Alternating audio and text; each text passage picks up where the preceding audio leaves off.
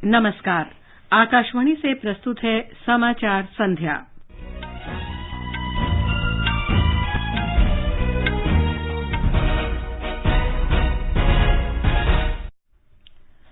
बाबरी मस्जिद विध्वंस मामले में सभी 32 आरोपी बरी। सीबीआई की विशेष अदालत ने कहा, आरोप साबित करने के पर्याप्त सबूत नहीं। भारत और चीन के बीच वास्तविक नियंत्रण रेखा सहित टकराव के सभी मुद्दों के समाधान के लिए 5 सूत्री समझौते को लागू करने के लिए सहमति बनी। भारत ने कई स्वदेशी तकनीकों से lace BrahMos supersonic cruise missile का सफलतापूर्वक परीक्षण किया। उत्तर प्रदेश सरकार ने हाथरस दुष्कर्म मामले में 3 सदस्यीय विशेष जांच टीम गठित की। आयकर रिटर्न भरने की तारीख 2 महीने और बढ़ाई गई। आईपीएल क्रिकेट में दुबई में कोलकाता नाइट राइडर्स के साथ मैच में राजस्थान रॉयल्स टॉस जीतकर पहले गेंदबाजी कर रही है।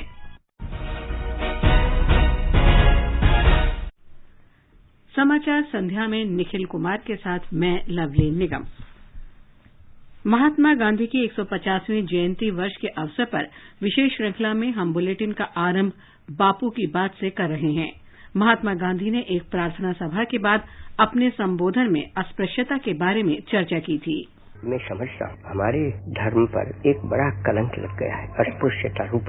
तो अस्पृश्यता को मिटाने के लिए हम खुद अस्पृश्य बन जाएं। अगर हम अस्पृश्य बने, झाड़ू निकालने का काम करें, वो कोई खराब काम थोड़ा है, वो तो बहुत अच्छा काम है। स्वच्छता रखना वो तो धर्म है, तो वो तो धार्मिक काम हो जाता है। अस्पृश्यता का जो कलंक है उसका नाश हम कर लेते। केंद्रीय अन्वेषण ब्यूरो सीबीआई की लखनऊ स्थित विशेष अदालत ने बाबरी मस्जिद विध्वंस मामले में आज सभी 32 आरोपियों को बरी कर दिया। सीबीआई विशेष अदालत के न्यायाधीश सुरेंद्र कुमार यादव ने कहा कि विध्वंस की घटना अचानक हुई और सीबीआई की ओर से लगाए गए आरोपों को सिद्ध करने के लिए पुख्ता प्रमाण नहीं मिले। विशेष न्यायाधीश ने कहा कि विध्वंस का काम कुछ असामाजिक तत्वों द्वारा किया गया था और आरोपियों से उनका कोई संबंध नहीं था। आरोपी खुद भीड़ को शांत करने का प्रयास कर रहे थे। ब्यौरा हमारे संवाददाता से। 6 दिसंबर 1992 को अयोध्या में 16वीं सदी के बाबरी ढांचे को गिराए जाने के 28 सालों के बाद आए इस विशेष अदालत के फैसले ने भारतीय जनता पार्टी, विश्व हिंदू परिषद और बजरंग दल के कई दिग्गज नेताओं को बड़ी राहत दी है। आज जिन 32 आरोपियों को बरी किया गया, उनके ऊपर भारतीय दंड संहिता की कई धाराओं के तहत आरोप लगाए गए थे, जिनमें आपराधिक साजिश रचने, दंगा फैलाने, समुदायों के बीच नफरत फैलाने और गैर कानूनी तरीके से भीड़ इकट्ठा करने के आरोप शामिल थे। सुनवाई के दौरान केंद्रीय अन्वेषण ब्यूरो ने 351 गवाह पेश किए और लगभग 600 पन्नों के दस्तावेज अदालत के सामने रखे गए। शुरुआत में अदालत ने कुल 49 लोगों के खिलाफ आरोप तय किए थे, जिनमें से 17 की मौत इतने लंबे समय तक केस खींचने के दौरान हो गई। इस मामले का फैसला सुनाने के लिए विशेष जज सुरेंद्र कुमार यादव को रिटायरमेंट के बाद भी सेवा विस्तार दिया गया था और जल्दी फैसला आ सके, इसके लिए पिछले 2 सालों से हर दिन मामले की सुनवाई की जा रही थी। सुशील चंद्र तिवारी, आकाशवाणी समाचार, लखनऊ। लालकृष्ण आडवाणी, मुरली मनोहर जोशी और कल्याण सिंह सहित 32 अभियुक्तों में से अधिकांश वरिष्ठ नेता विभिन्न स्वास्थ्य कारणों और कोरोना महामारी के चलते लखनऊ अदालत में मौजूद नहीं थे। रक्षा मंत्री राजनाथ सिंह ने सभी आरोपियों को बरी किए जाने के अदालत के फैसले का स्वागत किया है। श्री सिंह ने कहा कि इस निर्णय ने यह साबित कर दिया है कि न्याय की सदैव जीत होती है। लालकृष्ण आडवाणी ने भी फैसले का स्वागत किया है। उन्होंने कहा कि इस फैसले ने राम जन्मभूमि आंदोलन के प्रति उनके तथा भारतीय जनता पार्टी के विश्वास पर मोहर लगाई है। श्री मुरली मनोहर जोशी ने कहा कि अब सच्चाई सामने आ गई है। इस निर्णय ने यह सिद्ध कर दिया है कि हमारा आंदोलन, हमारे कार्यक्रम किसी षड्यंत्र के तहत नहीं थे, वो एक सामान्य जनतांत्रिक आंदोलन के तौर पर थे। ये बड़ी बात है, इससे हम सब प्रसन्न हैं, देश प्रसन्न है और मैं ऐसा समझता हूं कि इसके बाद ये विवाद समाप्त होना चाहिए और सारे देश को मिलकर भव्य राम मंदिर के निर्माण के लिए तत्पर होना चाहिए। भारत और चीन वास्तविक नियंत्रण रेखा के निकट आमने सामने डटी सेना को सभी जगहों से हटाने के लिए दोनों देशों के विदेश मंत्रियों के बीच सहमति को ईमानदारी से लागू करने पर सहमत हो गए हैं। भारत और चीन के बीच आज सीमा मामले पर विचार विमर्श तथा समन्वय के लिए कार्यकारी तंत्र WMCC की 19वीं बैठक में ये फैसला हुआ। ये बैठक वर्चुअल माध्यम से हुई। इसमें दोनों देशों के प्रतिनिधियों ने भारत चीन सीमा क्षेत्रों में वास्तविक नियंत्रण रेखा पर मौजूदा स्थिति की समीक्षा की। बैठक के दौरान भारत और चीन ने 21 सितंबर को कमांडर स्तर की वार्ता के छठे दौर के परिणामों का भी सकारात्मक रूप से मूल्यांकन किया।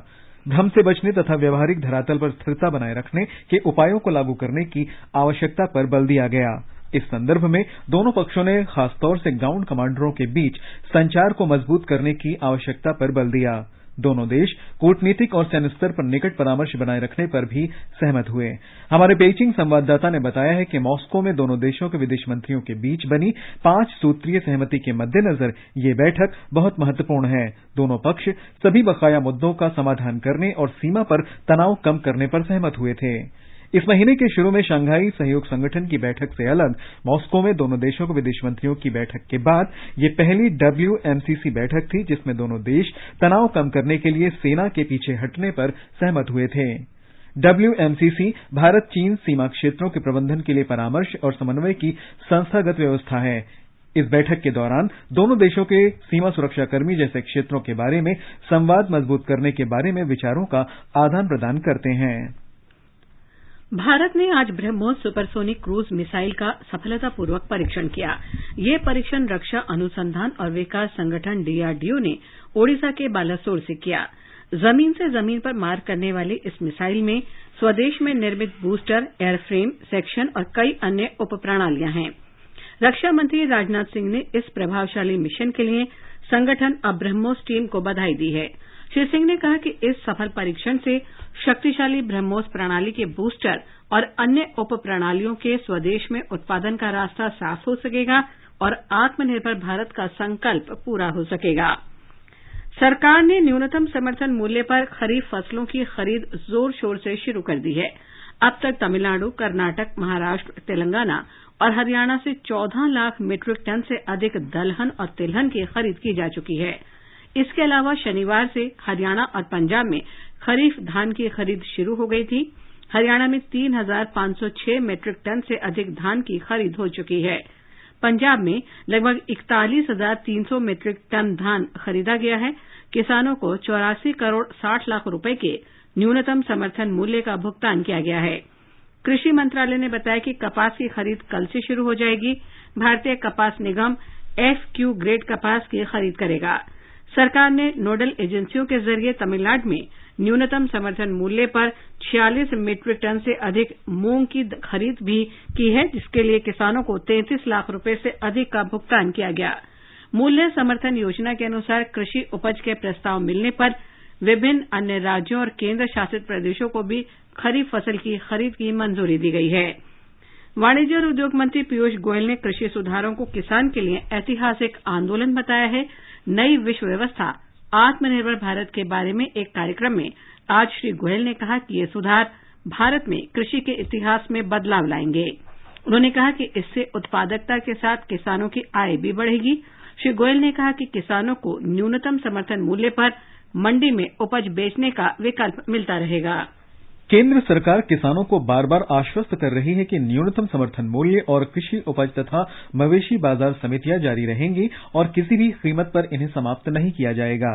प्रधानमंत्री नरेंद्र मोदी ने कल उत्तराखंड में 6 बड़ी परियोजनाओं का उद्घाटन करने के बाद कहा कि कृषि सुधार कानूनों का विरोध कर रहे लोग नहीं चाहते कि किसानों को खुले बाजार में अपनी उपज बेचने की आजादी मिले। कृषि उपज व्यापार और वाणिज्य संवर्धन तथा सुविधा अधिनियम 2020 के इस प्रावधान को लेकर लोगों की एक आपत्ति ये है कि इसके तहत कृषि उपज को बाजार समिति मंडियों के बाहर भी बेचा जा सकता है। किसानों को डर है कि अगर मंडी व्यवस्था समाप्त हो गई तो न्यूनतम समर्थन मूल्य भी समाप्त हो जाएगा। केंद्र सरकार ने किसानों को आश्वस्त किया है कि न्यूनतम समर्थन मूल्य एक प्रशासनिक निर्णय है जो अब भी लागू है और भविष्य में भी जारी रहेगा। एक रिपोर्ट। नए अधिनियम का उद्देश्य किसानों को APMC बाजार के अलावा भी अपनी उपज बेचने के अवसर उपलब्ध कराना है ताकि किसानों को अपने उत्पाद का लाभकारी मूल्य मिल सके। इससे किसानों की मौजूदा न्यूनतम समर्थन मूल्य खरीद प्रणाली से हो रही स्थायी आय के अलावा भी आमदनी होगी। एक ऐसा माहौल बनाया जाएगा जहां किसानों और कारोबारियों को अपनी पसंद के अनुरूप उपज बेचने और खरीदने की आजादी होगी। इससे किसानों के लिए अधिक विकल्प उपलब्ध होंगे, जिससे किसानों की विपणन लागत कम होगी और उन्हें अपने उत्पादों का बेहतर मूल्य मिलने में मदद मिलेगी। सुपर्णा सेकिया, आकाशवाणी समाचार, दिल्ली। प्रधानमंत्री कार्यालय में राज्य मंत्री डॉक्टर जितेंद्र सिंह ने आज कहा कि मोदी सरकार के पिछले 6 वर्ष के दौरान किसानों के कल्याण के लिए कई ऐतिहासिक कदम उठाए गए।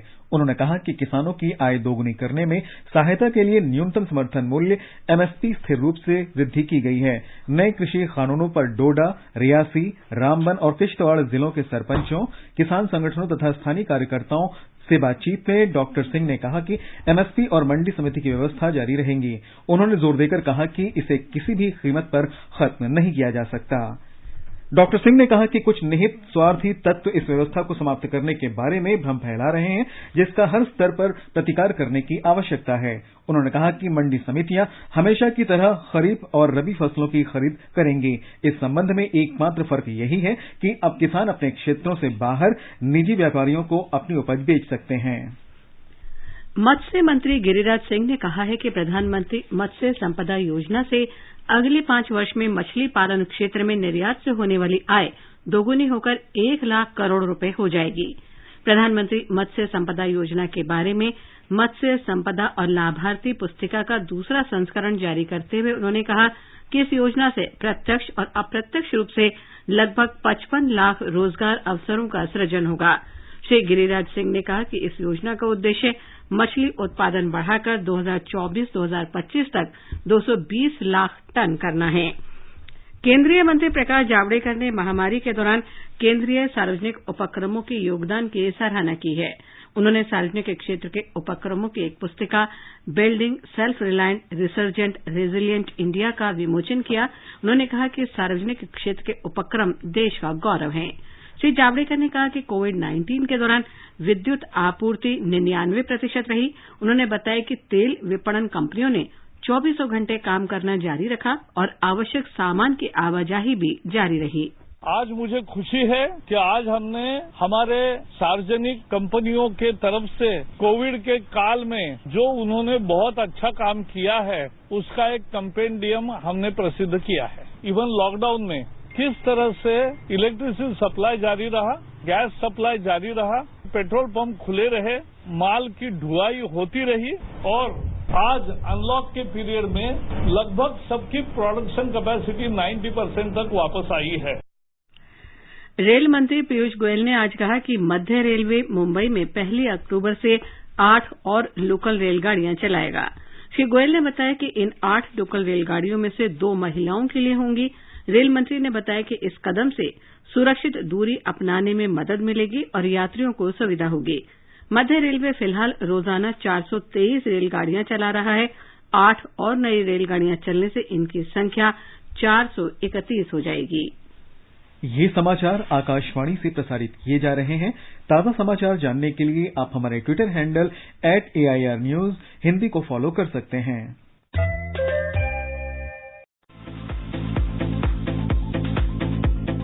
All India Radio presents World News. News and views from across the globe.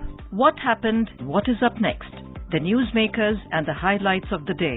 Every day at 10:20 in the night. On 100.1 FM, All India Radio.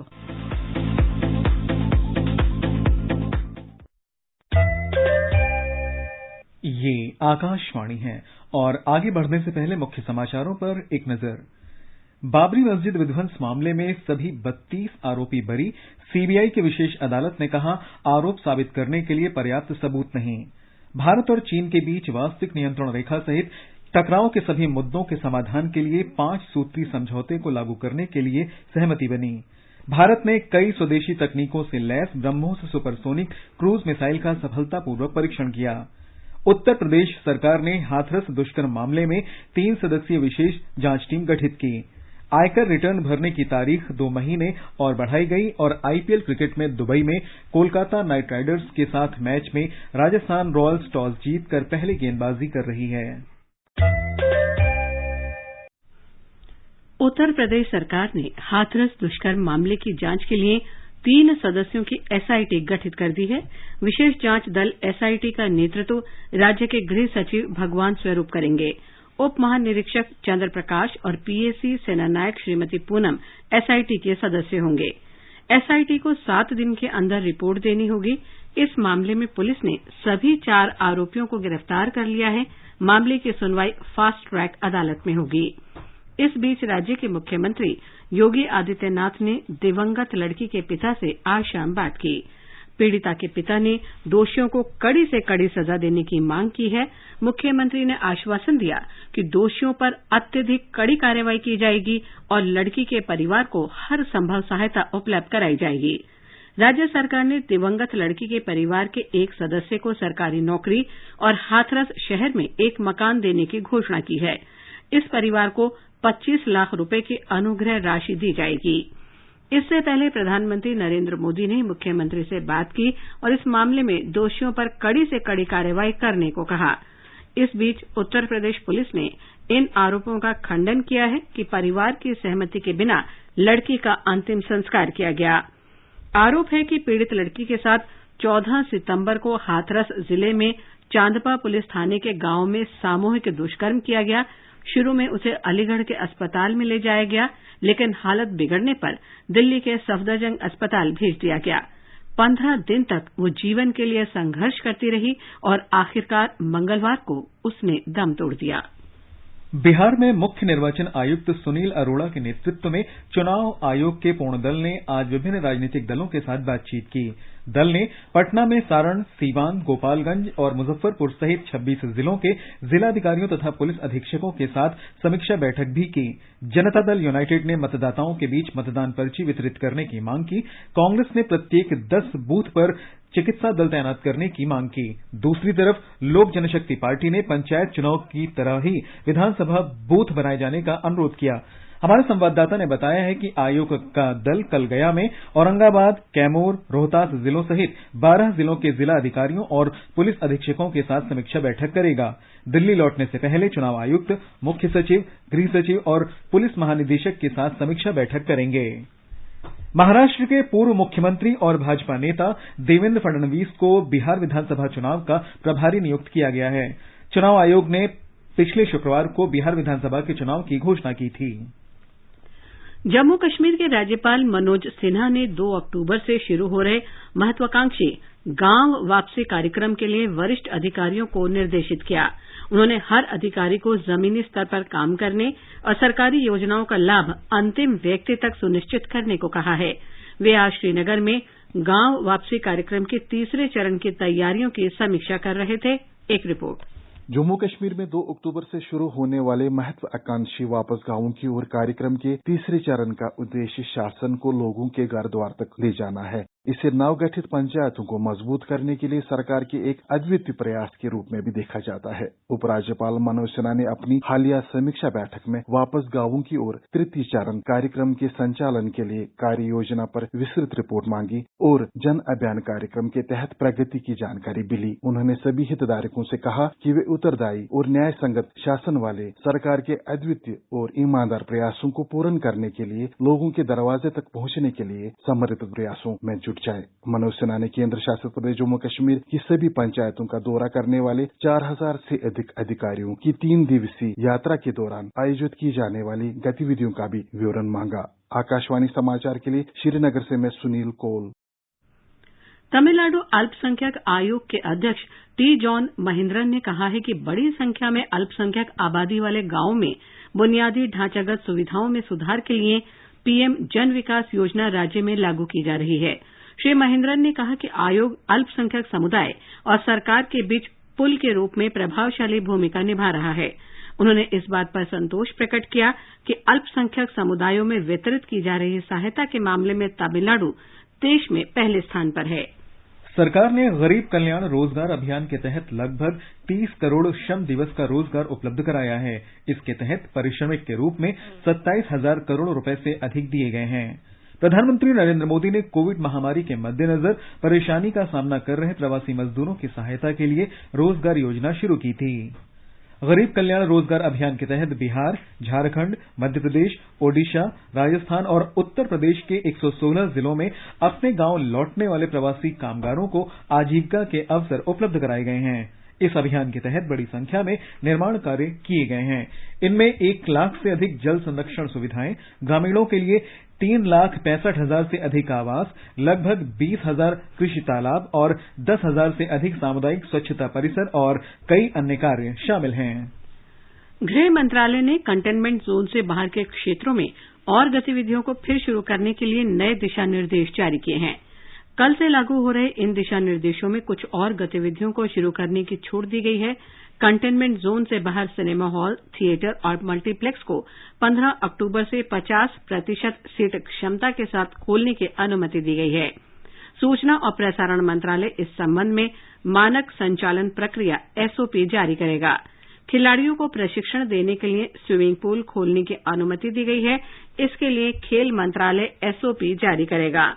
मंत्रालय ने कहा कि अनलॉक 5 के दिशा निर्देशों के तहत स्कूल, कोचिंग संस्थान को फिर खोलने के लिए राज्यों और केंद्र शासित प्रदेशों को 15 अक्टूबर के बाद चरणबद्ध ढंग से फैसला करने की छूट दी गई है। ये फैसला स्थिति के आकलन और नियमों का पालन करने के आधार पर संबंधित स्कूल और संस्थाओं के प्रबंधन के परामर्श के बाद किया जाएगा। देश में पिछले 24 घंटे के दौरान कोविड-19 से 80,472 लोगों के संक्रमित होने के साथ ही संक्रमित लोगों का आंकड़ा 62 लाख को पार कर गया है। स्वास्थ्य मंत्रालय ने बताया कि स्वस्थ लोगों की संख्या 51,87,825 होने के साथ ही ठीक होने की दर 83.33% हो गई है। कोविड से कुल संक्रमित लोगों की संख्या 62,25,763 हो गई है। संक्रमण से एक दिन में 1,179 लोगों की मौत हुई है। मृतकों की संख्या 97,497 हो गई है।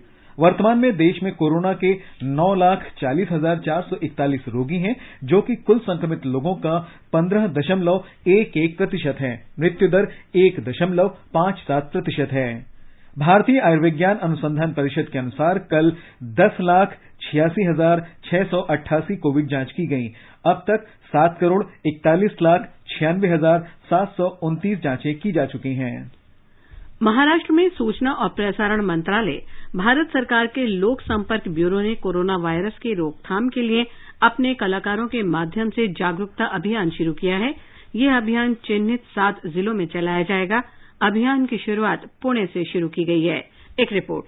महाराष्ट्र में कोरोना संक्रमण की रोकथाम के लिए जन जागृति करने के लिए अब लोक कला का सहारा लिया जा रहा है। पूरे राज्य में आज नासिक, पुणे समेत कई जगहों पर इस जागरूकता अभियान की शुरुआत की गई। राज्य के 7 प्रमुख जिलों में यह अभियान चलाया जाएगा। नासिक में जिलाधिकारी सूरज मांढरे तथा पुणे में राष्ट्रीय फिल्म आर्काइव के संचालक प्रकाश मखदुम तथा राष्ट्रीय फिल्म इंस्टीट्यूट के संचालक भूपेंद्र कैंथोला और संतोष अजमेरा की उपस्थिति में इस अभियान की शुरुआत की गई। भारत सरकार के सूचना एवं प्रसारण मंत्रालय के क्षेत्रीय संपर्क ब्यूरो की ओर से ये जागरूकता अभियान चलाया जा रहा है। 7 जिलों में 2 वैन की मदद से जागरूकता करने वाले संदेश लाउड स्पीकर पर हर गली मोहल्ले में सुनाए जा रहे हैं। साथ ही गीत तथा आकर्षक संगीत के माध्यम से लोगों को इस महामारी से बचाव के लिए सावधानी तथा समय पर जांच और इलाज के तरीके बताने का काम लोक कलाकार कर रहे हैं। इस अभियान के माध्यम से अपनी सुरक्षा तथा समय पर जांच और इलाज की जानकारी लेकर कोरोना की रोकथाम में प्रशासन को सहकार्य करने का आह्वान सूचना एवं प्रसारण मंत्रालय के अधिकारियों ने किया है। शैलेश पाटिल, आकाशवाणी समाचार, मुंबई।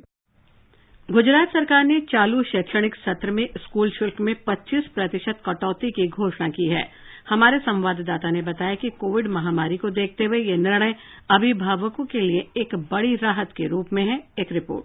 राज्य के शिक्षा मंत्री श्री भूपेंद्र सिंह चुड़ासमा ने कहा कि राज्य के उच्च न्यायालय के निर्देश और स्कूल संचालकों एवं अभिभावक मंडल के प्रतिनिधियों के साथ लगातार विमर्श के बाद यह निर्णय लिया गया। उन्होंने कहा कि फीस में 25% की कटौती सीबीएसई सहित सभी स्कूलों को लागू होगी। ट्रांसपोर्टेशन, खेलकूद, लाइब्रेरी और कंप्यूटर जैसी अन्य फीस में 100% माफी रहेगी। जिसने भी पूरी फीस भर दी है उन्हें अतिरिक्त पैसे वापस किए जाएंगे। इस राहत के चलते किसी भी शिक्षक को नौकरी से नहीं निकालने के लिए सभी स्कूलों को सूचना दी गई है। योगेश पंड्या, आकाशवाणी समाचार, अहमदाबाद।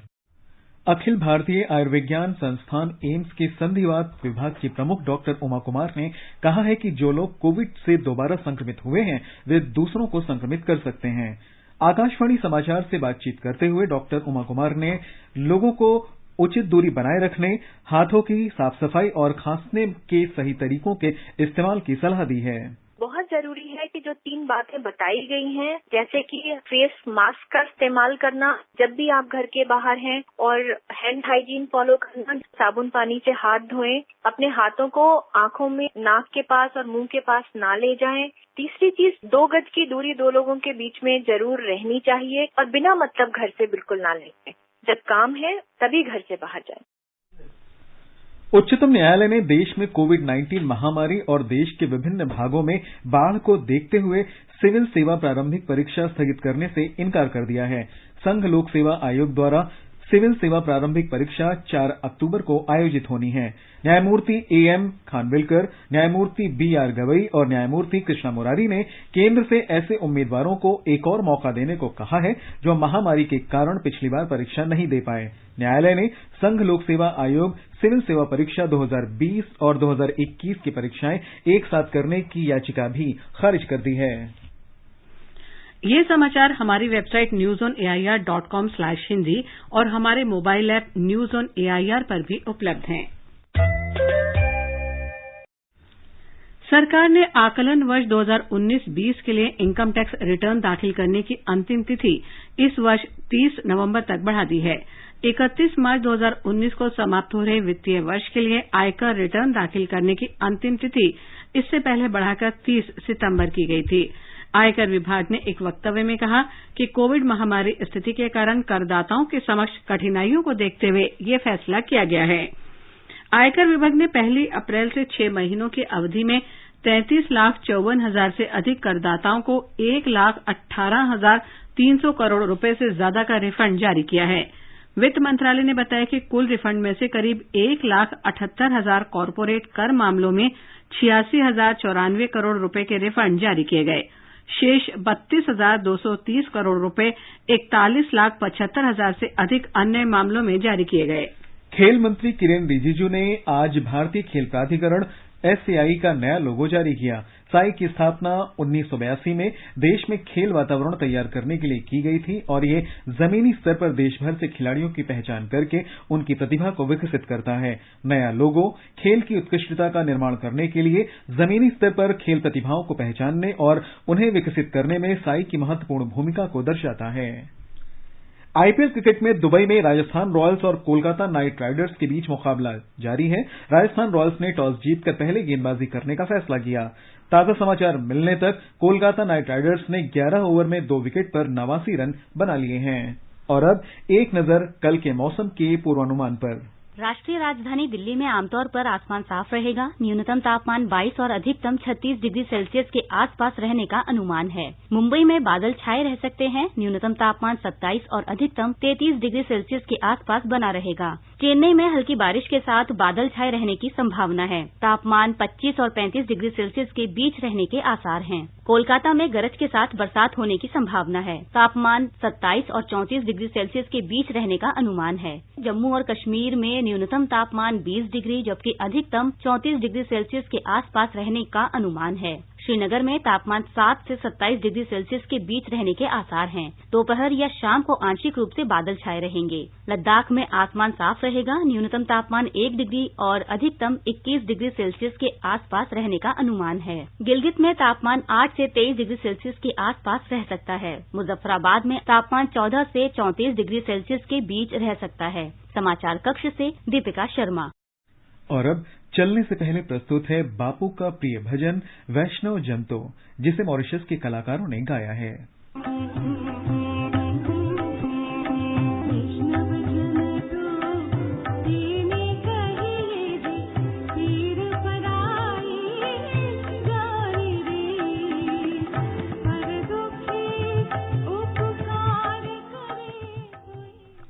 अंत में मुख्य समाचार एक बार फिर। बाबरी मस्जिद विध्वंस मामले में सभी 32 आरोपी बरी। सीबीआई की विशेष अदालत ने कहा आरोप साबित करने के लिए पर्याप्त सबूत नहीं। गृह मंत्रालय ने अनलॉक 5 के तहत कंटेनमेंट जोन से बाहर और गतिविधियों को फिर खोलने के लिए दिशा निर्देश जारी किए। सिनेमा हॉल, थिएटर और मल्टीप्लेक्स 15 अक्टूबर से 50% सीट क्षमता के साथ फिर खुल सकेंगे। भारत और चीन के बीच वास्तविक नियंत्रण रेखा सहित टकराव के सभी मुद्दों के समाधान के लिए 5 सूत्रीय समझौते को लागू करने के लिए सहमति बनी। भारत ने कई स्वदेशी तकनीकों से lace BrahMos supersonic cruise missile का सफलतापूर्वक परीक्षण किया। उत्तर प्रदेश सरकार ने हाथरस दुष्कर्म मामले में 3 सदस्यीय विशेष जांच टीम गठित की। आयकर रिटर्न भरने की तारीख 2 महीने और बढ़ाई गई। इसके साथ ही समाचार संध्या का ये अंक समाप्त हुआ। नमस्कार।